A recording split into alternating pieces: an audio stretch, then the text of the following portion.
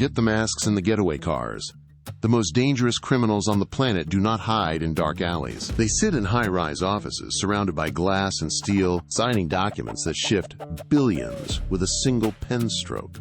For 6 years, the business world hailed one Houston energy giant as the most innovative company in America. They were the 7th largest corporation in the United States, commanding $74 billion in revenue and standing at the pinnacle of the deregulated market. Executives were treated like rock stars, claiming they could turn anything from internet bandwidth to global weather patterns into gold.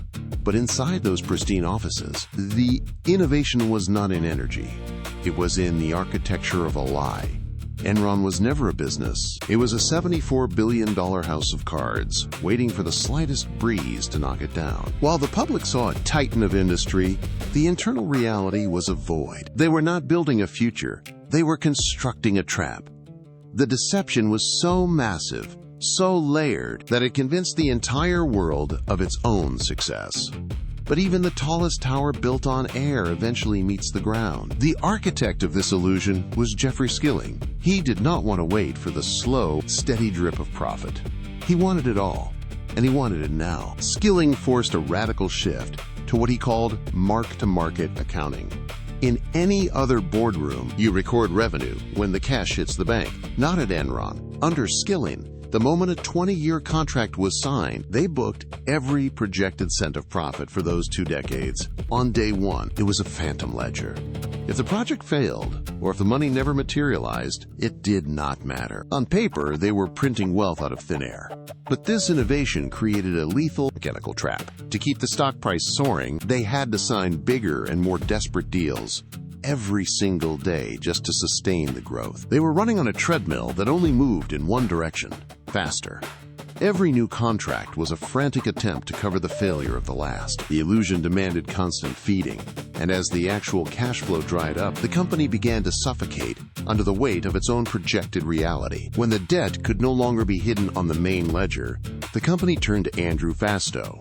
As CFO, he did not just manage the books. He engineered a parallel reality. Fastow created hundreds of special-purpose entities, shell companies with names like Jedi, Chuco, and Raptor. These were not legitimate business units. They were digital trash cans designed to dump Enron's toxic debt. Whenever an investment soured or a deal failed to produce real cash, they simply moved the liability off their own books and into these shadows. The board of directors looked at this arrangement and did the unthinkable. They waived the conflict of interest. They gave Fastow the keys to both sides of the transaction, allowing him to trade with himself while the company bled capital. With the prestigious firm Arthur Andersen signing off on every fraudulent entry, the safeguards of the entire financial system were effectively dismantled. It was a complete institutional collapse. The people who were paid to protect the shareholders became the very ones who orchestrated their ruin.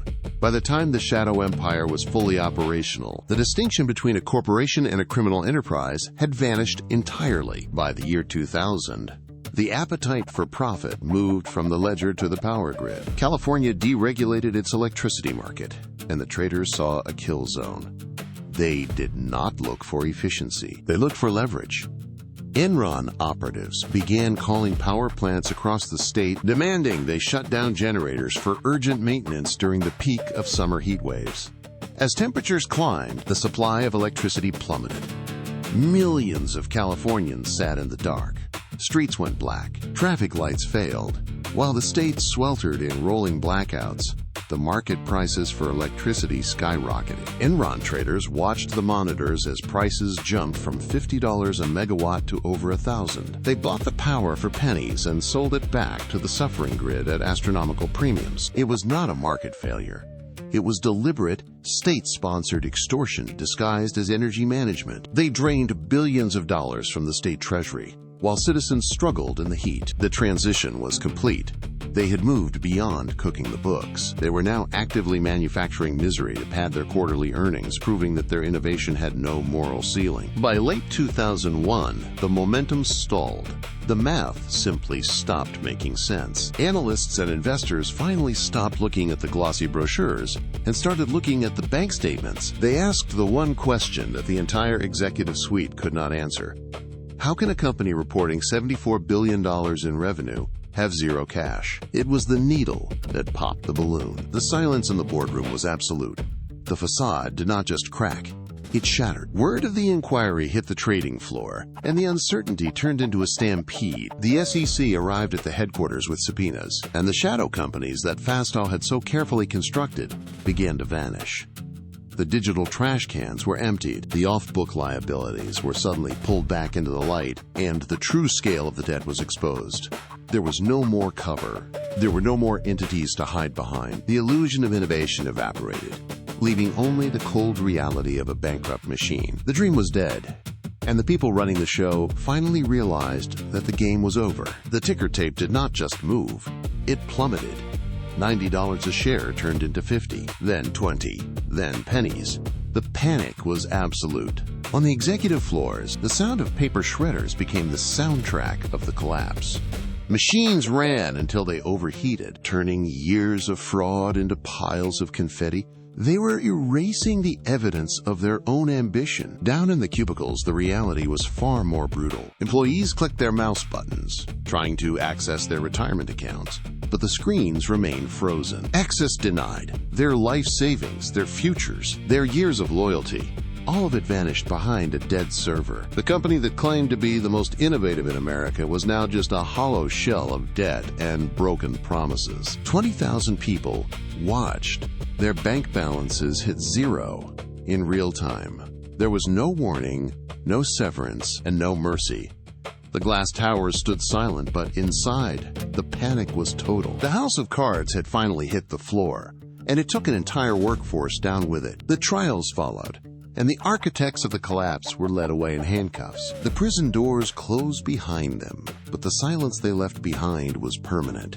The missing life savings did not return. The careers that were destroyed remained in ashes. Justice, in this case, was a hollow victory. It provided a conclusion to the legal proceedings, yet it offered nothing to the thousands of people whose lives were upended by the fraud. The Enron story is not just a chapter in financial history. It is a warning. It proves that the most dangerous criminals do not carry weapons or wear masks. They sit in mahogany offices, they sign audited ledgers, and they hide their malice in the fine print of complex contracts. When the dust settles, corporations grow, markets tangle. Ask yourself, are there other Enrons hiding in plain sight right now? Look past the press releases. Look past the innovation claims. The next house of cards is likely already being built, and the most dangerous players are the ones you have been taught to trust.